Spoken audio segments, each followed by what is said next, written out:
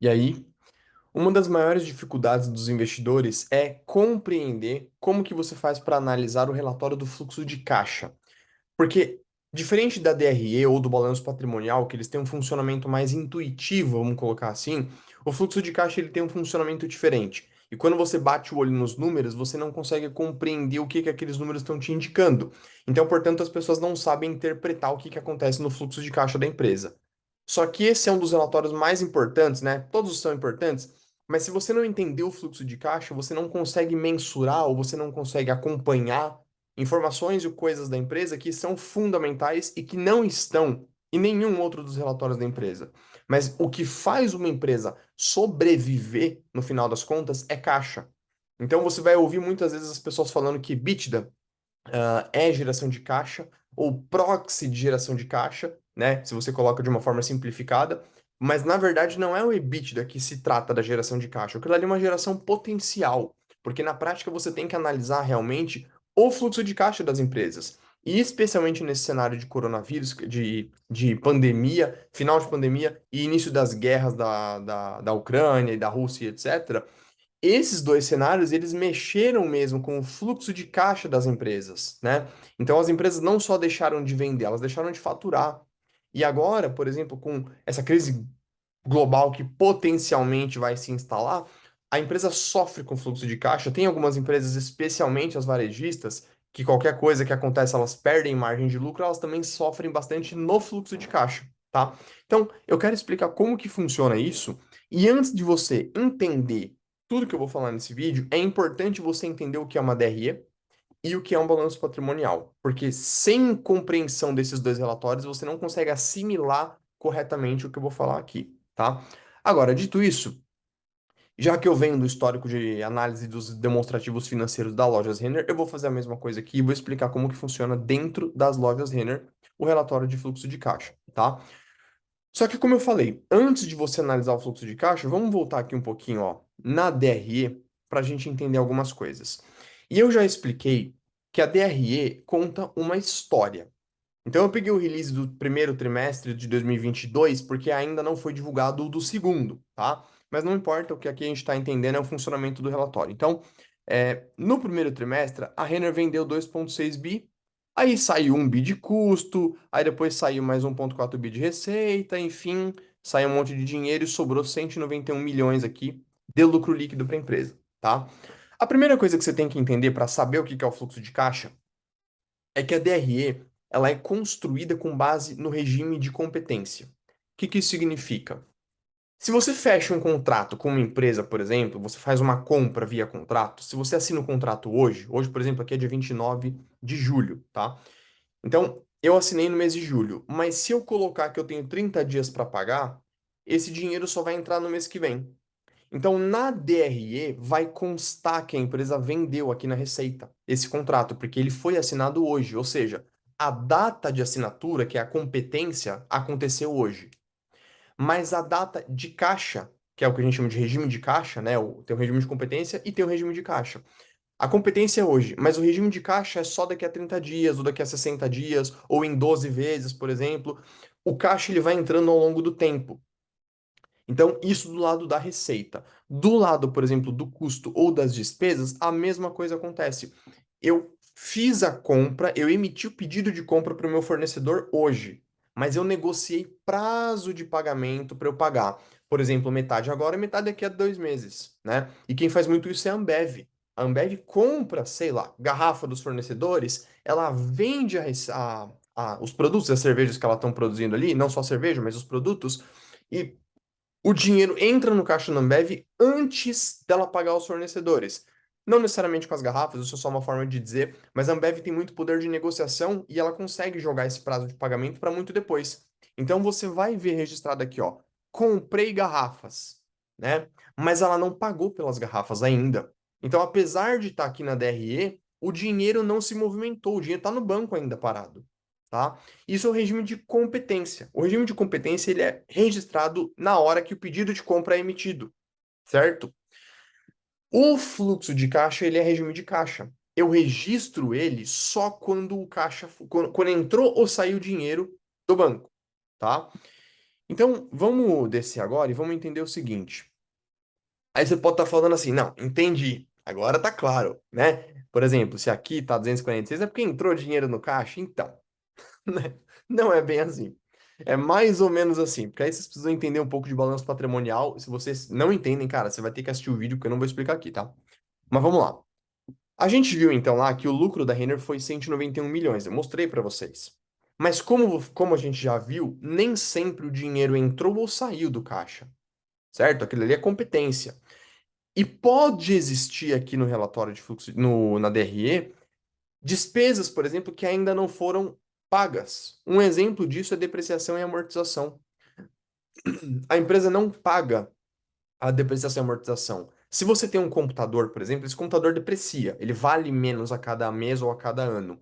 Mas você não gasta dinheiro todo mês com ele. Você vai ter que gastar daqui a, sei lá, 5 anos para comprar outro.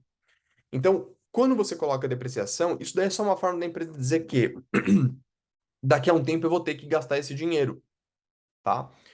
É a mesma coisa. Então, por que que eu estou dizendo isso? Porque a primeira coisa que vai acontecer aqui, ó, são ajustes nas contas do balanço, que vão entrar aqui no fluxo de caixa. O que que acontece? Você sabe, então, se você sabe o que que é balanço patrimonial, que balanço patrimonial tem essas contas aqui, ó, né? Contas a pagar e receber, na verdade, estoque, imposto e assim por diante, certo? Então, a gente viu que a Renner tem 5 bi aqui, ó, de contas a receber de cliente. Tá vendo? O que que acontece quando ela receber esse dinheiro? Esse dinheiro vai sair daqui. Então, se ela tem 5 bi e ela receber 1 bilhão desse dinheiro aqui, isso aqui vai reduzir para 4, certo? Então, entra dinheiro no caixa, porque ele vai sair daqui e vai aumentar aqui, certo? Então, assim funciona o método de regime de caixa. Esse relatório, ele não é feito com base numa planilha, por exemplo, como você faz. Sabe quando você joga lá no seu cartão de crédito ou no extrato da sua conta bancária? Entrou dinheiro, saiu dinheiro, entrou mais dinheiro, saiu dinheiro. Não é assim que funciona esse relatório. Ele funciona com base no ajuste das contas patrimoniais. Então, por exemplo, aqui a gente tem os ajustes, daqui a pouco eu vou falar sobre isso, mas tá vendo aqui, ó, que a empresa tem a conta de estoque? O que que aconteceu aqui? Esses 361 milhões, ele reduziu na conta estoque. Vamos analisar isso aqui, ó. Vamos voltar aqui, ó. A conta de estoque. Tá vendo aqui, ó? Essas duas linhas? Antes era 1,6, agora é 1,9, né? Então, na prática, esse dinheiro aumentou. Aumentou a quantidade de estoques da empresa, tá? Então, você está entendendo agora como que o relatório é montado. Agora a gente vai entender como interpretar ele, certo? Mas o relatório de fluxo de caixa, ele funciona no base do método indireto. O que que é método direto? Método direto é o extrato da tua conta bancária. Entrou 1.000, saiu 200, saiu 300, entrou 500, saiu 400. Isso é método direto. O método indireto é quando você pega isso aqui, ó, e você vai começar a analisar. Isso aqui aumentou ou diminuiu? Isso aqui aumentou ou diminuiu? E você vai montar o fluxo de caixa com base nisso aqui. Por isso que o relatório do fluxo de caixa ele é meio esquisito para muita gente, porque a forma como ele é construído não é o formato padrão que a gente está acostumado. Mas agora que você já entendeu isso, agora você está preparado para interpretar o relatório do fluxo de caixa, tá? Então, a primeira coisa que eu falei são os ajustes, né? Então, a gente viu que nem tudo que passou pela DRE realmente entrou ou saiu do caixa. Por exemplo, a DRE consta uma depreciação de 246 milhões, mas a Renner não gastou esse dinheiro. Se ela não gastou esse dinheiro, eu vou devolver para o lucro. Então, 191 mais 246, eu devolvo, né? A mesma coisa, a DRE constou uma despesa de juros que a empresa ainda não pagou, não saiu do caixa. Se não saiu do caixa, eu devolvo para o lucro. Então, por isso que está positivo aqui. E aqui a mesma coisa. Às vezes isso não consta na DRE, mas a empresa pagou. Então eu ajusto. Então a primeira coisa que você tem são esses ajustes para você realmente chegar no lucro-prejuízo ajustado, né? Então realmente não, se a gente for desconsiderar todas essas despesas, a empresa teve isso aqui de geração, né? Só que aí agora sim eu estou começando a entrar no relatório de fluxo de caixa. Você tem que entender o seguinte: O relatório do fluxo de caixa, ele funciona baseado em três diferentes seções do fluxo de caixa aqui que a gente tem que analisar, tá? E essas três diferentes seções, elas vão demonstrar o que está acontecendo com a empresa. Então, eu vou mudar um pouco a minha tela aqui, porque eu quero compartilhar algumas coisas com vocês aqui. Então, o que está acontecendo com a empresa? Vamos lá. Eu não consigo dar zoom por quê? Enfim, existem três relatórios de fluxo de caixa. O operacional, certo? O fluxo de caixa operacional aqui, tá? Eu tenho o fluxo de caixa de investimento e o de financiamento. E depois eu tenho o fluxo de caixa livre, tá? Ele sempre vai ter essas três características. Fluxo de caixa operacional é o fluxo de caixa que vem da operação da Renner, da compra e venda de ativos, do estoque, das atividades operacionais da empresa. O fluxo de caixa de investimento, ele vem tanto do que a empresa paga, por exemplo, para investimento em fábrica, para investimento em maquinário, né, ou qualquer coisa que ela precise para crescer, ou investimentos bancários. Então, se a empresa compra outra empresa, por exemplo, isso vai constar aqui no fluxo de caixa de investimento, como intangível, por exemplo, que ela comprou uma marca, né? E fluxo de caixa de financiamento é o que ela paga de juros, o que ela paga, por exemplo, de dividendos e juros sobre capital próprio, juros da dívida, por exemplo, né? O que ela recebe, às vezes, de alguma coisa, por exemplo, algum tipo de imposto específico que seja de financiamento, e aí vai. Então você tem essas três divisões do fluxo de caixa, tá? O fluxo de caixa operacional, ele tem que ser positivo. Porque se não for positivo, significa que as operações da empresa não estão gerando caixa. Ou seja, você está pagando para trabalhar. Se fosse você, empreendedor, abrindo uma empresa, significa que você não. Você começou o ano com 100 mil na conta e você terminou o ano com 90 mil. Não gerou caixa. Você queimou dinheiro. E se todo ano for assim, daqui a pouco você vai estar zerado. Então, o operacional tem que ser positivo, sempre, tá? Esse aqui de investimento, ele geralmente é negativo porque é quando a empresa realmente está desembolsando alguma coisa. E o do financiamento também. Ele só vai ser positivo se a empresa pegar dívida. Se ela pegar empréstimo e entrar dinheiro no caixa, isso aqui vai entrar aqui. Essa divisão é super importante por quê? Porque você consegue entender de onde vem e para onde vai o dinheiro da empresa. Então, entrou dinheiro aqui, mas poxa, a empresa pagou muito juros de dívida esse mês, esse trimestre, né? Ou então, poxa, a empresa comprou bastante coisa que ela investiu pesado, né? Se você pegar, por exemplo, locadoras de carro, veículo e etc., elas têm muito dinheiro de investimento, de CAPEX que a gente fala, que é o investimento em intangível, né? A empresa comprar ativos, né, dentro da empresa. Então, isso é super importante, tá? Então, agora que você compreendeu melhor isso daqui, a gente vai voltar lá na Renner e a gente vai analisar isso aqui, ó. Então, depois que a gente ter os ajustes, a gente vai ter aqui, ó, todo o históricozinho bonitinho, e no final a gente tem aqui, ó, o caixa das atividades operacionais, tá? O que que aconteceu? Desse dinheiro aqui, e aqui entra o que não é tão intuitivo. Contas a receber dos clientes. Então, vamos lá. É... Por que que tá positivo? Porque esse dinheiro não saiu do caixa. Na verdade, essa conta, ela teve uma. Quer ver? Vamos voltar lá só para vocês visualizarem isso aqui, tá? Contas a receber de clientes é aqui, ó. Tá vendo? Ela teve uma redução. Você percebe aqui, ó, 5,4 antes e agora tá 5,041. Reduziu. Por que que reduziu? Porque antes eu tinha clientes me devendo 5,4 bi. Só que alguns desses clientes me pagaram. Então, essa conta reduziu, mas entrou dinheiro no caixa, porque eles me pagaram. Por isso que reduziu. Então saiu daqui e entrou aqui, tá? Por isso que você vai ver aqui no fluxo de caixa, ó, isso aqui positivo, porque entrou dinheiro dos clientes, tá?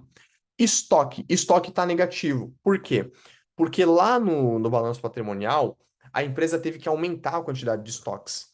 Então ela não vendeu. Se ela não vendeu, é despesa. Estoque é despesa para a empresa. Quanto mais estoque ela tem, é dinheiro parado. Então, não entrou no caixa, tá? E aí aqui, outros ativos, enfim. A mesma coisa, fornecedor, por que que tá negativo? Porque às vezes a empresa jogou lá na DRE que ela teve, que ela não teve a despesa, mas ela já pagou isso aqui. tá? Ou de repente, isso aqui é o pagamento do fornecedor. Lembra que eu falei que a empresa negocia se ela vai pagar em 30 ou 60 dias?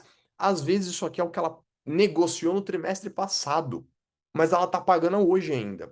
Então sai do caixa, tá? Obrigações fiscais é imposto, ela pagou imposto, saiu esse dinheiro do caixa, tá? Então tudo que você vê de positivo é porque não saiu ainda, então por isso que ele devolve. Não significa necessariamente que o dinheiro entrou. Às vezes pode ser sim, às vezes pode ser que não. Aqui, por exemplo, entrou dinheiro no caixa da empresa. Então no final, a Renner teve um consumo, né? Então você vê que ela queimou o caixa, ela não conseguiu gerar caixa operacional nesse trimestre, cara. E isso se deve muito, principalmente aqui à conta de estoques, né? Porque, ó, 361 milhões aqui e 71. Por que que isso acontece? Porque a empresa vê a necessidade de aumentar capital de giro. Aconteceu a mesma coisa com a VEG agora nesse segundo trimestre, ela teve uma necessidade de capital de giro maior. As empresas de varejo, como Magazine Luiza e etc., elas estão tendo que pegar empréstimo para cobrir o rombo do capital de giro aqui. Então, olha como você consegue pegar algumas coisas. Isso no fluxo de caixa operacional aqui, tá? Agora, abaixo dele, a gente viu lá na minha planilha, que a gente tem o fluxo de caixa de investimentos. Então, você vê aqui, ó, que a empresa gastou 131 milhões. Aqui sim, aqui ele saiu e entrou dinheiro mesmo. Aqui é bem intuitivo, tá? O que é mais contra-intuitivo é esse aqui, ó. Agora, aqui é tão simples quanto você lê. Saiu 132 para aquisição de imobilizado e intangível. Então, isso aqui pode ser ela abrindo lojas novas, como geralmente a Renner abre, tá? Pode ser ela comprando outras empresas. Então, se você quiser entender do que se trata esses 132 milhões, você vai ter que olhar as notas explicativas da empresa. Mas você consegue ver que saiu esse dinheiro. Como eu falei, ele geralmente é negativo esse fluxo de caixa. E aqui é o fluxo de financiamentos aqui, ó. Então a gente vê que ela gastou dinheiro comprando ações para remunerar os acionistas, ela captou 523 milhões de empréstimo, então entrou dinheiro no caixa, mas veio de empréstimo, e ela pagou dívidas passadas que ela teve, provavelmente, né? A mesma coisa aqui. Então saiu esse dinheiro no caixa, mas porque ela pegou esse aqui de empréstimo. E aí aqui são algumas coisas de variação, enfim, e aqui no final você tem, cadê? Aqui, ó, o fluxo de caixa livre. Isso aqui é super importante. A empresa não pode ter um fluxo de caixa livre negativo em todos os anos. Isso pode acontecer em um momento ou outro. Você tem que entender o que que a empresa está fazendo, tá? Isso aqui, às vezes, pode ser que fique alguma coisa mais negativa. Vamos supor que você tenha dinheiro no seu banco, né? Você recebeu o seu salário, você vai juntando dinheiro. Aí você quer comprar um carro, né? Você vai pagar, sei lá, metade do carro à vista. Vai sair mais dinheiro da sua conta do que entrou. Mas isso não é necessariamente ruim, porque isso é uma aquisição estratégica. Então, vocês têm que saber fazer esse mapeamento de onde vem e para onde vai o dinheiro da Renner, tá? E o fluxo de caixa vai te definir isso. Então, uma empresa que consistentemente tem um fluxo de caixa aqui, ó, operacional negativo, isso é um problema. Aqui a gente tem, ó, aumento de, aqui tem fornecedor, a gente tem essas obrigações fiscais também que ela teve que pagar e esses estoques. Entende-se que seja uma necessidade de capital de giro, né? Ela precisa desse dinheiro, então por isso ela tá mantendo o dinheiro em caixa aqui. Então, isso aqui, cara, é para começar a explicar como funciona o relatório de fluxo de caixa. Claro que agora tem muita coisa para a gente aprofundar, para entender na análise, que aí é a análise prática de cada empresa, mas eu espero que com isso aqui vocês já tenham conseguido assimilar como que funciona esse relatório, de onde ele vem, para onde ele vai, como que você começa a interpretar, tá? E apesar de ser contraintuitivo, cara, reassista isso aqui quantas vezes for necessário para você compreender, tá?